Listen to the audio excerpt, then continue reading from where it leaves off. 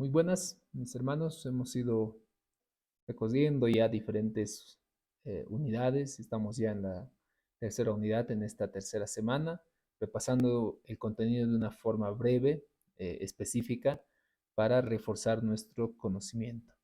Vamos a continuar la última unidad, la última enseñanza. Nos habíamos quedado en el punto de lo que es la violencia y el día de hoy vamos a seguir complementando con este aprendizaje y vamos a ver el elemento de lo que es la violencia dentro de la familia. Hemos visto de que hay diversos tipos de violencia: la verbal, la emocional, la sexual, la económica y negligencia dentro de la familia, que en algún momento probablemente vayamos a tratar en consejería. De la misma forma, debemos entender de que los ciclos de violencia normalmente suelen ser cíclicos, por eso se llega a decir ciclo de la violencia. ¿Qué implica eso? Que una persona violenta, agresiva, que maltrata, normalmente tiene este tipo de conducta. Se genera un punto de tensión, una discusión, un desacuerdo, una molestia, un enojo por alguna razón. Luego de ello viene un punto de explosión en donde la persona agrede verbal, física, sexual, emocional hacia la otra persona. Posterior de ello viene un punto de arrepentimiento en donde se siente culpable, en donde dice, no lo he hecho con intención, después de que tal vez sigue así un proceso. Entonces, en esa razón es como un ciclo que va generándose durante este tipo de violencia. Entonces viene la tensión, la explosión y luego lo que vamos a conocer como el punto de luna de miel. ¿A qué se refiere eso? Es un punto en donde después de la reconciliación, después de que tal vez ha generado un maltrato a ese niño, a esa niña, a ese adolescente, a su esposa, a su esposo, la persona entra en una especie de reconocer el mal que ha obrado y viene otra vez un punto en el cual ingresa luna de miel, es decir, ingresa a un punto neutro. Probablemente, como que es un ciclo de violencia, la persona perdonará, la persona se disculpará y aceptará ese perdón y además de ello, volverá otra vez en algún momento ese punto de tensión. Algo que le vuelva a molestar, algo que le vuelva a visitar, generará un punto de explosión, golpeará, insultará, maltratará física, verbal, psicológicamente, y otra vez volverá a un punto de arrepentimiento, volverá a un punto de luna de miel. Y ese es el ciclo lamentable de violencia, lo que genera una dependencia emocional en la pareja, en la persona, en ese individuo.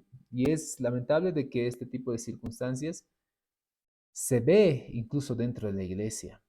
Es lamentable puesto a que entendamos de que nosotros tenemos una naturaleza caída, una naturaleza que está constantemente, como dice la palabra de Dios, con inclinación hacia lo malo. Entonces, en ese sentido, debemos recordar que nosotros como ministros, como pastores, maestros dentro de una congregación, como líderes pastorales, tenemos que desempeñar un papel muy importante en el asunto de la prevención.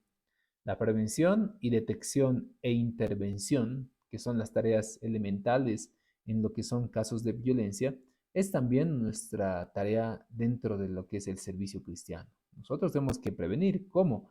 A través, obviamente, de brindar talleres, enseñanzas, prédicas, consejería. De esa manera nosotros prevenimos que parejas puedan incurrir en ese tipo de delitos que son incluso delitos que puedan involucrar un proceso hacia la persona por la agresión, por el maltrato o inclusive hasta llegar a un punto de asesinato. Entonces debemos tratar de hacer la prevención correspondiente como ministros. Además de ello, recordar que es importante que como ministros nosotros busquemos también este punto de detectar. Es algo que nosotros no lo consideramos, pero es notorio un niño, una mujer, un varón que está sufriendo violencia, muestra cambio de actitud, muestra cambio en su comportamiento, muestra cambio en sus hábitos, en su apariencia, en la manera como conversa con los demás. Entonces nosotros cuando detectemos ese tipo de circunstancias como ministros, está entre nuestras tareas también el hacer la intervención correspondiente de esos casos de violencia y abuso familiar. Les decía, no podemos quedarnos de brazos cruzados, no podemos dejar impune a una persona que está siendo agresiva, que está siendo violenta. se le tiene que mostrar de que hay límites en los cuales uno puede airarse. Como dice la palabra de Dios, airaos, pero no pequéis. Todas las personas nos airamos en algún momento. Sin embargo, que esa ira no nos lleve hacia cometer pecado, hacia agredir, hacia lastimar a otros. Es más, Jesús mismo dijo, oísteis que fue dicho, no matarás, pero cualquiera que le diga necio, tonto a su hermano, lo ha matado. Nos miren cómo que Jesús también pone y eleva la vara para aquellos que podemos cometer tal vez algún tipo de mal en el hecho de insultar o maltratar a alguna otra persona. Entonces, en tal sentido, nosotros debemos buscar el tratar de brindar apoyo emocional a este tipo de personas que sufren violencia. Con el solo hecho de escuchar, has hecho mucho. En psicología se llama la catarsis, el hecho de sacar aquello que nos está haciendo un mal. La educación en relación a la violencia y el abuso son temas que se pueden apropiar en lo que sería escuelas dominicales o grupos de discipulado. Además de ello, aprendamos a derivar a las víctimas, mis hermanos.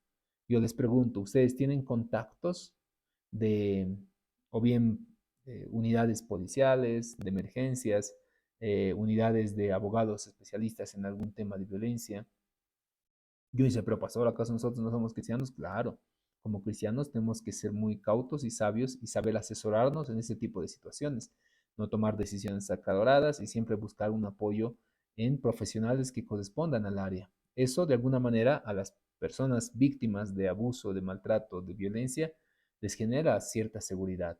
No se les vuelve a revictimizar, sino más al contrario, se les trata de tomar de la mano y entender de que no están solos, que tienen un apoyo congregacional con recursos especializados, con profesionales competentes en relación a su salud, hacia el ámbito legal, hacia el ámbito de su seguridad.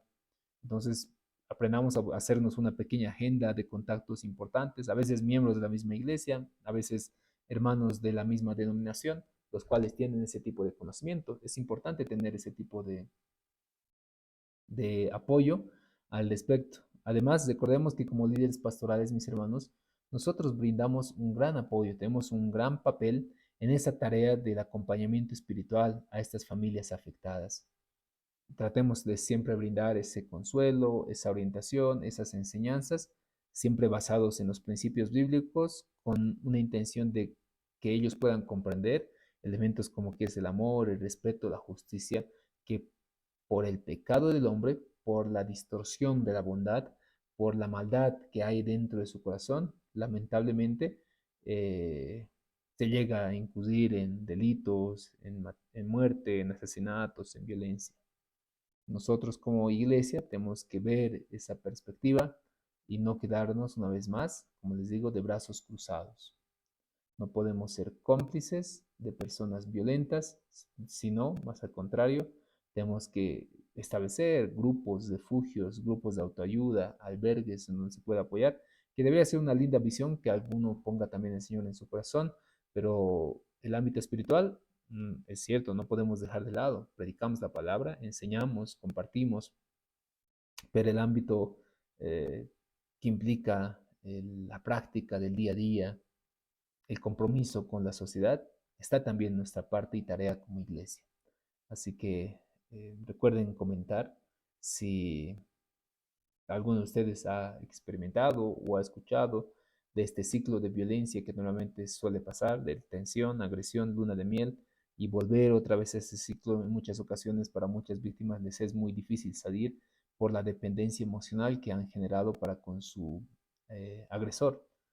Ayudemos a este tipo de familias y personas. En muchas ocasiones la víctima suele tener un síndrome que es el síndrome de Estocolmo, que involucra que eh, considera de que el agresor o la agresora le está haciendo ese mal porque se lo merece, porque se ha portado mal o porque no ha ayudado. Ayudemos a este tipo de familias a que puedan ver esa realidad, que una persona, una hija, un hijo de Dios, eh, tiene esa posibilidad de vivir en alegría, en tranquilidad, en paz. Así que podemos comentar eso dentro del video que estamos viendo acá en YouTube y que el Señor te bendiga. Hasta la siguiente oportunidad.